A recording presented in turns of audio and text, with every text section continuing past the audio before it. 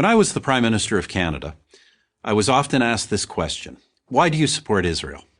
My response, in effect, was always the same. Why wouldn't I support Israel? Why wouldn't I support a fellow democratic nation where open elections, free speech, and religious tolerance are the everyday norm? Why wouldn't I support a country with a vibrant free press and an independent judiciary? Why wouldn't I support a valuable trading partner and a wellspring of amazing technological innovation? Why wouldn't I support our most critical ally in the Middle East and in the international struggle against terrorism? In a rational world, in a world where simple common sense prevailed, the question, why do you support Israel, would be like asking, why do you support Australia or Canada? But we don't live in that rational common sense world. So the case for Israel has to be made over and over. I, for one, am happy to make it. Let me start with this. Every military action Israel has ever taken has been to protect itself. Israel is not an aggressor state. It's a defensive state. This has been true from its founding to this day. As a fledgling nation in 1948, Israel was immediately attacked by its Arab neighbors. Their goal was not to contain the tiny new country. It was to annihilate it. No nation came to Israel's aid. Not the United States, not my country, Canada, not the United Kingdom. No one.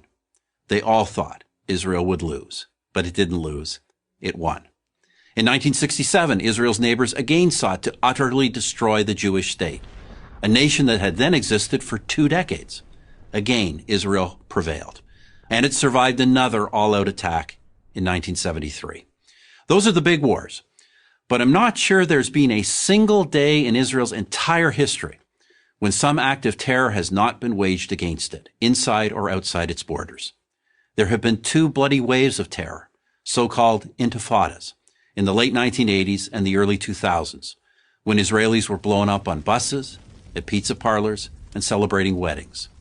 There have been incursions from terror groups like Hezbollah in Lebanon. There have been thousands of rocket attacks from Hamas in the Gaza Strip, even after Israel completely withdrew from that territory in 2005.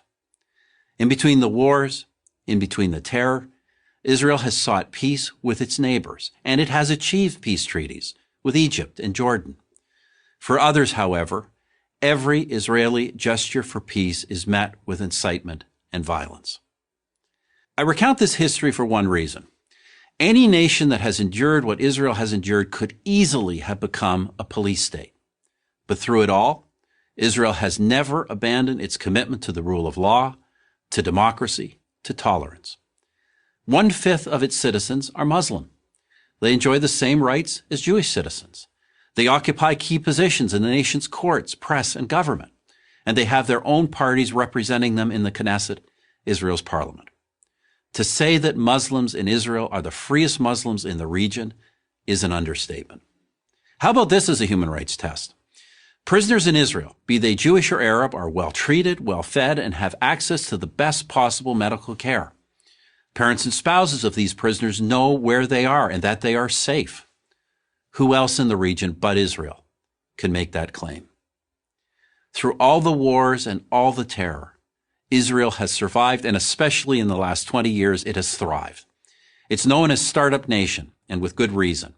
Key components of your cell phone and your laptop were designed in Israel. A drug or a medical device that has saved your life or the life of a loved one may have been developed in Israel. Yet there are leftist politicians, activists, artists, academics, and college students who devote their lives to denouncing Israel, calling for boycotts, demanding it be cut off from academic and professional societies. Do they denounce the Palestinian leadership that hasn't held an election in well over a decade? Do they denounce the leadership of Hamas, who use women and children as human shields to protect their fighters? No, they denounce free, vibrant, democratic, innovative Israel. With all the brutal and violent regimes, not only in the Middle East, but around the world, how is one to explain singling out Israel for condemnation? Sadly, only one explanation fits: anti-Semitism. Do these haters of Israel question the legitimacy of any other democratic nation, of any nation for that matter? Of course, the answer is no. Somehow they only manage to oppose the Jewish one. The State of Israel has now existed for 70 years. It is one of the freest, most prosperous, most successful nations on earth. Why do I support Israel? Why wouldn't